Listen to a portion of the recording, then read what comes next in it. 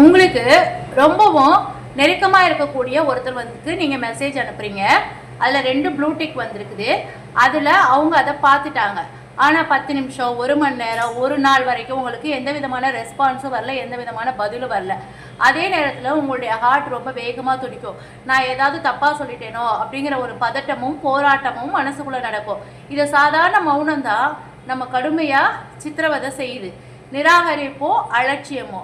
இப்போ நவீன உலகத்தினுடைய மனநிலை எப்படி இருக்குன்னா, நம்ம வாழக்கூடிய இந்த நவீன உலகத்தில் நம்ம உடனடியாக இன்ஸ்டண்ட்டாக ஃபீட்பேக் கொடுத்தணும் அப்படிங்கிற ஒரு மாயைக்குள்ளே நம்ம சிக்க வச்சிருக்கு நம்மளுடைய பிரெயின். உடனடியாக பதில் கிடைக்கணும் அப்படின்னு நம்மளை நாமே பழக்கப்படுத்திக்கிட்டோம். ஒருத்தவங்க நம்மளை அலட்சியப்படுத்தும் போது அந்த உணர்வை எதிர்கொள்ள மௌனம் அப்படிங்கிறது ஒரு தோல்வியாக இல்லாமல் நம்மளை எப்படி பாதுகாக்கக்கூடிய ஒரு கேடயமாக மாறுது அப்படிங்கிற ஒரு சைக்காலஜி கான்செப்டை தான் நம்ம இதில் பார்க்க போகிறோம். ஏன் உடனடியாக தப்பு செய்கிறோம்?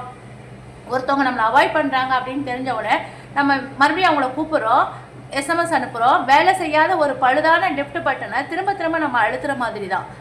ஆதி காலத்தில் மனுஷங்க எல்லாமே ஒரு கும்பலாக வாழும்போது சமூகத்தில் நிராகரிக்கப்படுவது அல்லது தனிமைப்படுத்தப்படுவது அப்படிங்கிறது ஒரு மரணத்துக்கு சமமாக இருந்துச்சு. ஆனால் நம்மளுடைய மூளை சமூக நிராகரிப்பை, சோசியல் ரிஜெக்ஷன், மரண பயத்தோடு தொடர்பு படுத்தி பழக்கப்படுத்தி விட்டது. வாட்ஸ்அப்பில் ஒரு மெசேஜுக்கு பதில் வரல அப்படின்னாலே நம்மளுடைய பிரெயின் என்ன பண்ணுது, அந்த இருப்புக்கான அச்சுறுத்தலாக கருதுது. நியூரோ சயின்ஸ், ஒரு மனிதன் சமூக ரீதியாக நிராகரிக்கப்படுறான் அப்படின்னா மூளையில் தூண்டப்படக்கூடிய ஒரு பகுதியோ அவனுக்கு உடல் ரீதியான காயம் வலி ஏற்படும் போது தூண்டப்படக்கூடிய பகுதியும் ஒன்று தான்.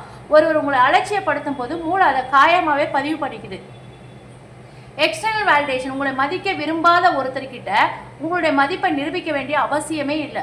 ஒருத்தவங்க உங்களை அலட்சியப்படுத்துகிறாங்க அப்படின்னா அது மதிப்பீடு இல்லை, அது அவங்களுடைய முன்னுரிமை பற்றியது, ப்ரையாரிட்டி. மௌனமாக விலகிறது பலவீனம் கிடையாது.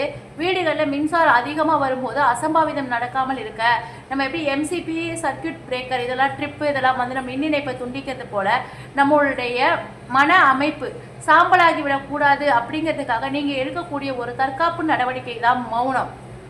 உண்மையான தனிப்பட்ட வளர்ச்சி. உங்களை நிராகரித்தவங்களுக்கு நீங்கள் பதிலடி கொடுக்கணும் அப்படின்னா அவங்கள பழிவாங்கிறது கிடையாது. பங்குச்சந்தையில் ஒரு பங்கினுடைய மதிப்பு பல மடங்கு உயர்வது போல உங்களுடைய சுய வளர்ச்சியை நோக்கி அமைதியாக முன்னேறி செல்லுங்க. உண்மையான பதிலடி என்ன தெரியுமா? நீங்கள் அவங்கள அவாய்ட் பண்ணுறதை விட நீங்கள் முன்னேறி போகிறது மட்டும்தான் நீங்கள் அவங்களுக்கு கொடுக்குற பதிலடி. எல்லார்கிட்டையுமே மௌனமாக இருக்கக்கூடாது. தற்காலிகமான மன அழுத்தத்தினால ஒருவரை பேசுகிறத அவாய்ட் பண்ணிட்டாரு அப்படின்னா, இல்லை தொடர்ச்சியாகவே புறக்கணிக்கிறாரு அப்படின்னா புரிஞ்சுக்கணும், அவங்க தொடர்ந்து அலட்சியப்படுத்துகிறவங்க கிட்ட மௌனத்தை ஒரு எல்லையாக அமைக்கிறாங்க அப்படின்னு சொல்லிட்டு. யாராவது அலட்சியப்படுத்தினா உங்களுடைய சுய மதிப்பை குறைச்சிக்காதீங்க.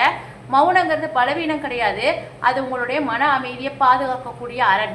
பழிவாங்கும் எண்ணத்தை கைவிட்டுட்டு உங்களுடைய சொந்த முன்னேற்றத்தில் கவனம் பண்ணுங்க.